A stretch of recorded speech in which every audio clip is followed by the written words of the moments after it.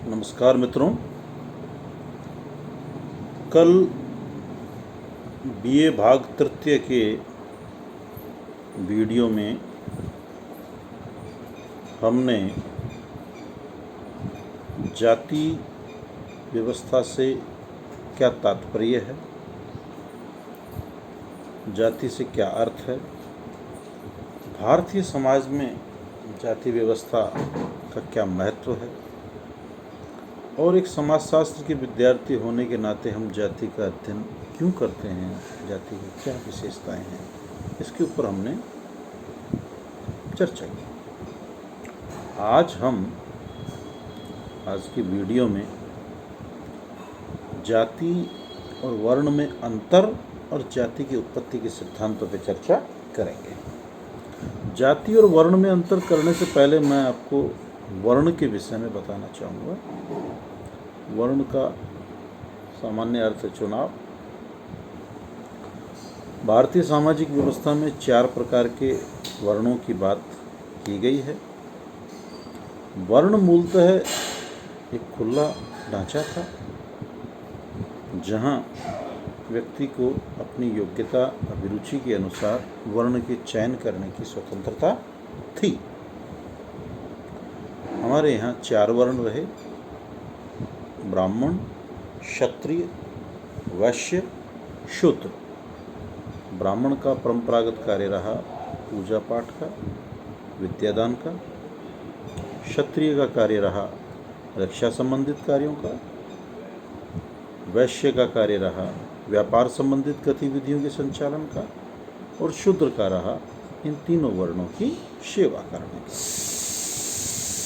लेकिन ये जन्म आधारित नहीं है, ये मूलतः व्यक्ति के कर्म और अभिरुचि आधारित है, जहाँ व्यक्ति एक वर्ण से दूसरे वर्ण में आ जा सकता है। तो आज हम पहले बात करेंगे जाति और वर्ण में क्या अंतर है। पहला और महत्वपूर्ण अंतर है कि वर्ण गुण एवं कर्म पर आधारित है, जबकि जाति जन्म पर। जैसा मैंने आपको बताया कि वर्ण का व्यक्ति चुनाव करता है, जाति का व्यक्ति चुनाव नहीं करता। दूसरा है वर्ण की संख्या जाति से कम है। वर्ण तो 4 ही हैं, जाति हम देखते हैं बहुत सी है।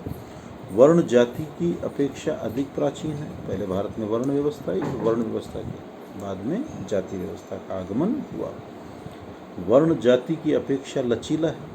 लचीला क्यों है? जहाँ व्यक्ति एक से दूसरे वर्ण में आ जा रहा है, अपनी अभिरुचि अपनी कौशल के अनुसार एक से दूसरे में आने की उसको स्वतंत्रता है।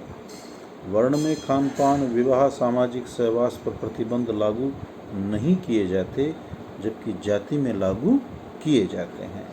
और अंतिम और ख़ास बात है, वर्ण समानता पर आधारित है, जबकि जाति समानता पर आधारित नहीं है। जाति में तो जन्म के आधार पर हम श्रेष्ठताहीनता का व्यवहार है।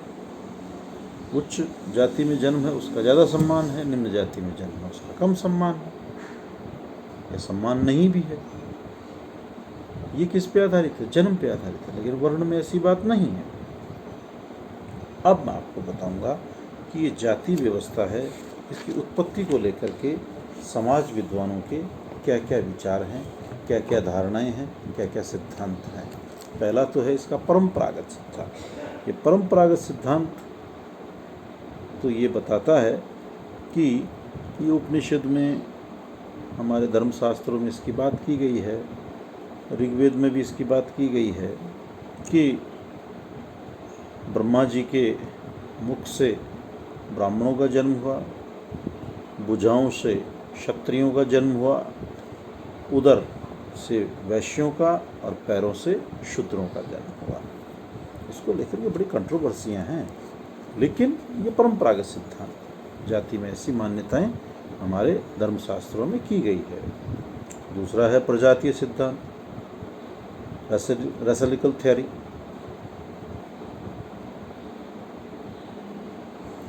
ये प्रजातीय सिद्धांत बताता है, इसके पहले तो हमें ये समझना होगा कि ये सिद्धांत प्रतिपादित किया है घुरिये, रिजले, मजुमदार, एन.के. दत्त ने इसको प्रतिपादित किया।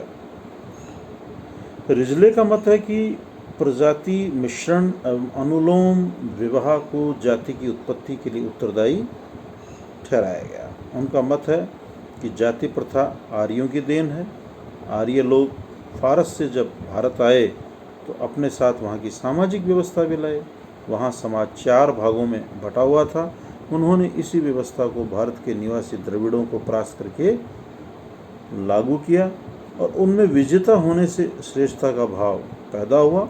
उन्होंने यहाँ के मूल जो निवासी थे द्रविड़, उनके साथ एक श्रेष्ठता का व्यवहार किया। चूँकि आर्य बाहर से आए थे और अपने साथ स्त्रियां नहीं लाए थे, अतः उन्होंने यहाँ के मूल निवासियों की लड़कियों से विवाह किया।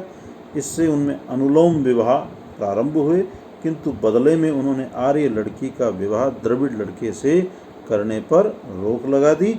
इससे प्रतिलोम विवाह का निषिद्ध हुआ। अगला सिद्धांत है धार्मिक सिद्धांत। ये होकार्ट और सेनार्ट ने दिया। इन्होंने बताया कि धार्मिक क्रियाओं अथवा कर्म कांडों के कारण ही जाति प्रथा का उद्गम हुआ। अगला सिद्धांत है व्यावसायिक सिद्धांत। ये नेस्फील्ड का दिया हुआ है। इन्होंने बताया कि एक व्यवसाय विशेष के करने वाले लोगों ने अपने को ही एक जाति घोषित कर लिया।